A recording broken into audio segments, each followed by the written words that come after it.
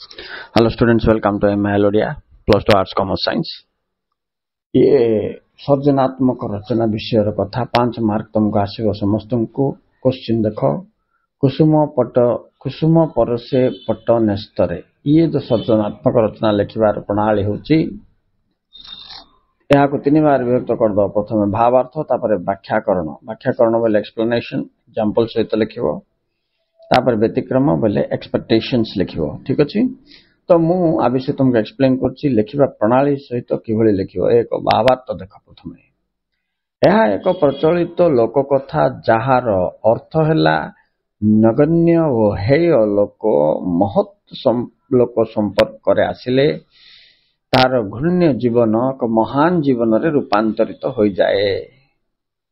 तार जीवन रे नूतन अध्याय सृष्टि होइथाए एवं से प्रशंसनीय मध्य होइथाए। चला बुझिबो व्याख्याकरण। व्याख्याकरण एक्सप्लेनेशन रे तुमको एग्जांपल सहित एटा बुझेबा पड़िबो। हां एटा एमति किछि अछि देखो। कुसुम अर्थात फूल, परसे अर्थात देबा। कुसुम परसे पट नेस्तरे अर्थात फूलर माळटिए गुंथि देवतांक निकटरे अर्पण करिबा को हेले कदली पटुआर साहाय्य आवश्यक पड़े। कदली पटुआ वास्तव रे एक नगण्य वस्तु, किंतु एहा फूलर संपर्क रे बा सहारा रे भगवान पाखरे पहुंची जाय थाए।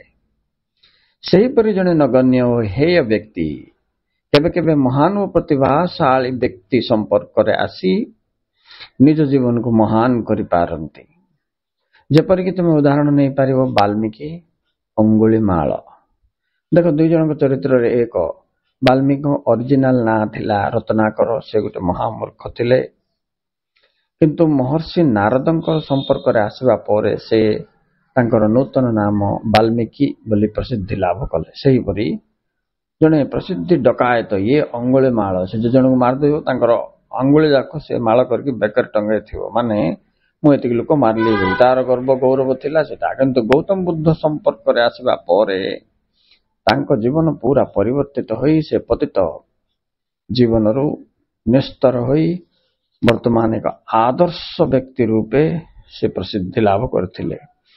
तेणु एही विचार को लक्ष्य कले जना जाए जे कुसुम परसे पट नेस्तरे। राइट, माने नगण्य लोक मध्य गोटे प्रभावशाली लोक संपर्क करे आसिले चरित्र परिवर्तन हो जाए। किंतु लास्ट पॉइंट व्यतिक्रम मान लिमिटेशन लिखिबो। लिमिटेशन रे ताको काटला भलिया कथा लिखिबो एमती।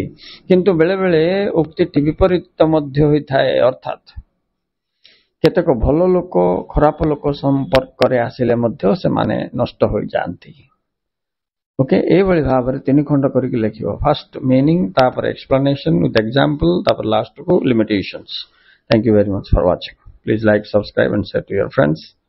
All the students of Arts, Commerce and Science join the channel, get the answers of Odia, English and other subjects.